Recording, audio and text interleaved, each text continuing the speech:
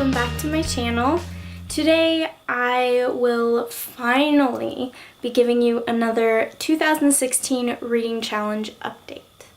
So I think the last update I filmed was in June. Can't remember. It was definitely early summer. And I thought that I'd be able to film updates throughout the year. The problem wasn't so much opportunity.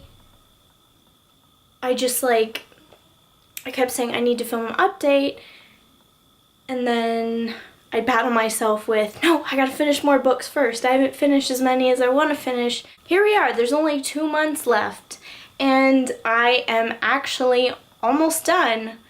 And I also joined another reading challenge. I'll talk about that at the end of the video. I will link my previous videos down below if you have no idea what I'm talking about. I decided to join the 2016 reading challenge that I found on the blog Modern Mrs. Darcy. I will link that blog post down below. And there are 12 categories, one for each month. Obviously, you don't have to put a category for each month. You just do what you can, whenever you can. Here are the categories. This is updated. It has changed from what you heard earlier in the year. So I'm just going to go through all of them and tell you what I'm planning on reading or what I have read. The first category is published this year, 2016. I chose Stalking Jack the Ripper. I just started reading this. I've heard great things about it. It is about a girl who is secretly in an apprenticeship with her uncle for forensics, autopsies, that sort of thing. Her father would not approve of that.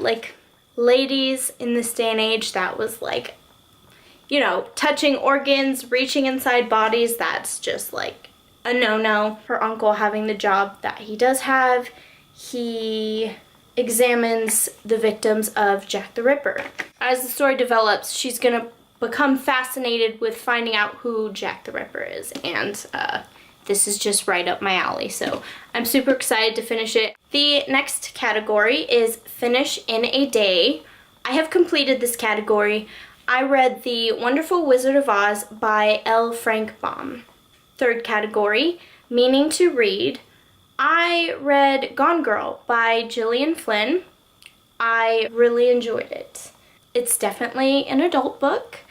There's a lot of adult language and scenarios, things that even I don't feel comfortable reading. I don't think it's the kind of book that you read more than once. Maybe sometime in the distant future I'll pick it up again. It's just something that I like having on my shelf because I think the concept and the way it plays out is so unique and so creative that, I'm just glad to have it in my collection because I think it's a part of modern literature history.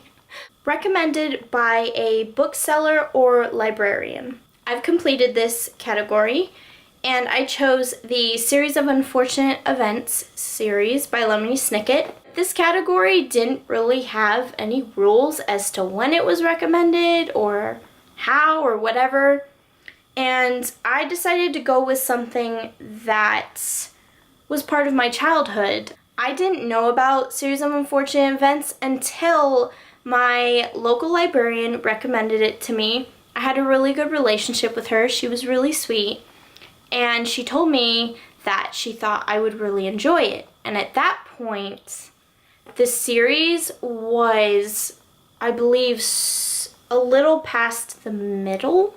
A bunch of books had already come out, and you're probably thinking, oh my gosh, it was, the popular series of that time. Why weren't you, on the bandwagon? But I've never been a trendy reader.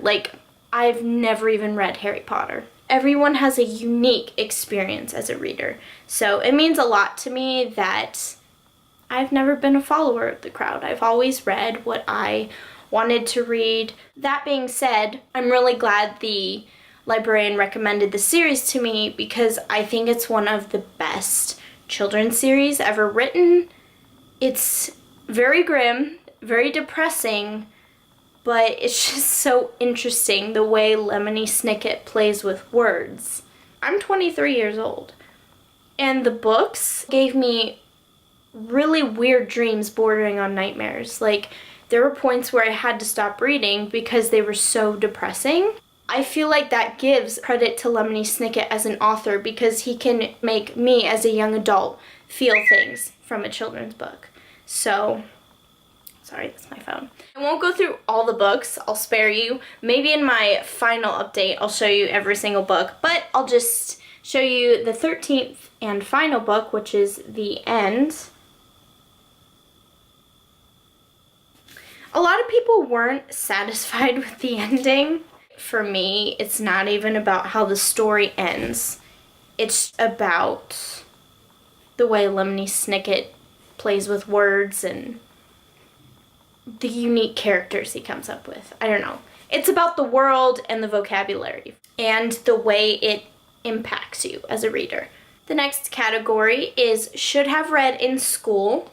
I chose Ben-Hur, A Tale of the Christ by Lew Wallace. I chose this book because it was actually one of the stories in my literature textbook in high school. And in literature, you only read excerpts from books. You didn't read the whole thing. It's broken up into sections called books. There's like book 1, book 2. And some of those first books were so hard to get through. Sometimes the author explains things that add nothing to the story. For example, the first book is about the birth of Jesus. And at one point, there's like a page or two, something like that, of nothing but descriptions about a marketplace. A lot of the earlier chapters drag on, and I don't know if you know anything about Ben-Hur. Maybe you'll get this reference. I didn't start genuinely enjoying it until Ben-Hur was on the boat. I usually read it before bed, and those first few books, like, I fell asleep so many times because my eyes would just glaze over from all the words. But I'm finally to a point where I'm enjoying it. There's still some chapters where I'm like, get on with it, get to the point. But it is a lot more enjoyable. I'm about 60% done. And it's taken me months. But I will finish. The next category is chosen by a spouse, partner, sibling, child, or BFF. I am finished with this category, and I read Harvest of Rubies by Tessa Afshar. This book was recommended by a friend of my mom's. She thought I would really like it because she knows that I like Christian romance fiction. I did really enjoy this book. There's actually a sequel, and I really want to read it. But yeah, this book was really good. I couldn't put it down. Published before you were born. I have The Hobbits, and then I have the Lord of the Rings series, both by J.R.R. Tolkien. Technically, I finished this category because I read The Hobbits. I've also read Fellowship of the Ring and The Two Towers. I could have just stuck with The Hobbit and not pushed myself, but this is me we're talking about. So of course, here I am, almost done with The Return of the King. These 4 books have taken me almost, let's see, I started, I believe, back in May. So May, June, July, August, September, October, November. I am 7 months in, so why stop now? The next category is banned at some point. I chose Alice in Wonderland, which was banned in China. I have this pretty pink book, which has Alice's Adventures in Wonderland and other stories. I have finished. I read the first book. I also read Through the Looking Glass. I actually enjoyed Through the Looking Glass more. I don't know. I just enjoyed the story more than the first one, but I've said this before, I'm trying to read more classics, and I'm really glad I read both. The next category is Previously Abandoned. I read the Elixir Trilogy by Hilary Duff. The next category is Own But Never Read. I chose An Expert in Murder, Death Haunts the West End by Nicola Upson. This was a thrift store buy, and I didn't know about this book before, but the gorgeous cover and the synopsis on the back really interested me. People have strong feelings about this book. I really enjoyed it. One thing I do agree with critics is there was a lot of characters. There were so many names, and it was kind of hard to follow and remember who was who. Overall, I really enjoyed it, and I want to read the second one. Next up is Intimidates You. I chose Pride and Prejudice by Jane Austen. I also tentatively wrote down the entire works of Jane Austen. I don't know if I'm going to do that because honestly, I joined a Jane Austen book club, and that actually doesn't end till the end of January.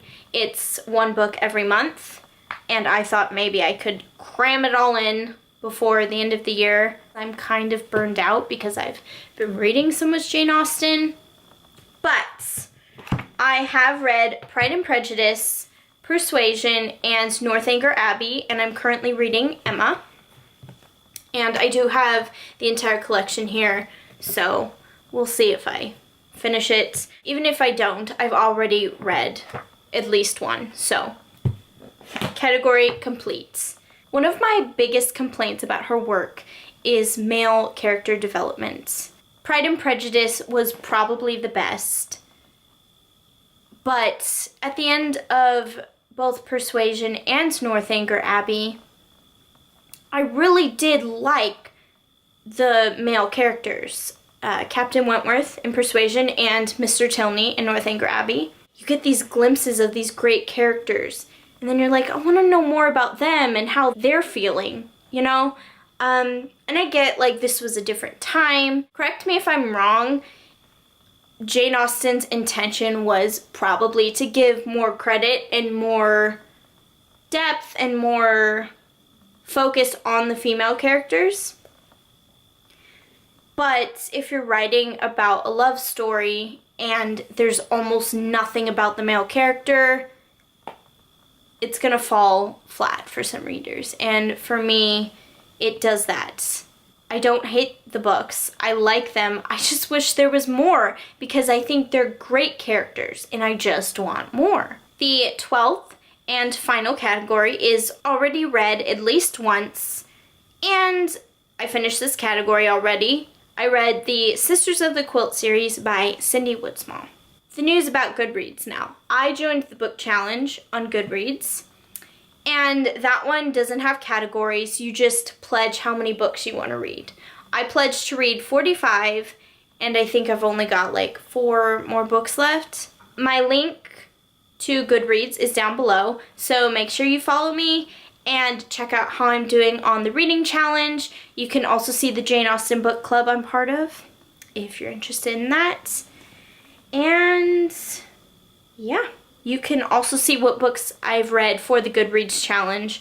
Obviously, some of them are the same as the ones I've mentioned today, but there are different ones because I had to read more for this challenge. So, yeah, everything you need will be down below in the description box.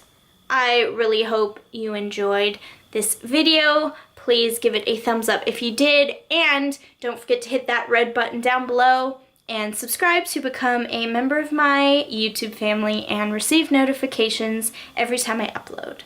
I will see you in my next video. Bye!